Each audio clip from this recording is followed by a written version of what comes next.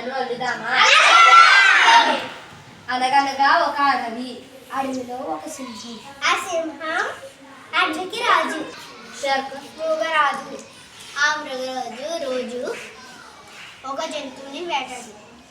మృగరాజు ఒకసారి మేకను చూసింది. ఆ మేక గెంతుకుంటూ పారిపోయింది. అది ఎక్కడికో వెళ్ళిపోయింది.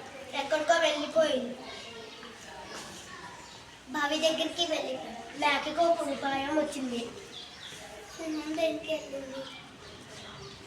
సింహాన్ని బావి దగ్గరికి వెళ్ళింది. సింహాన్ని దాంట్లోకి చూడగానే కోపం వచ్చింది. వెంటనే బావిలోకి దూకింది. సింహం చనిపోయింది.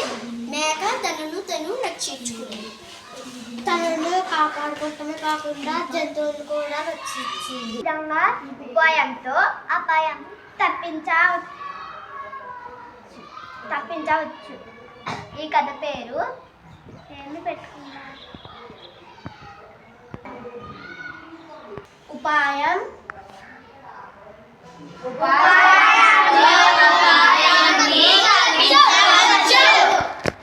అపాయంలో ఉన్నప్పుడు ఉపాయాన్ని ఆలోచించి తప్పించుకోవాలి.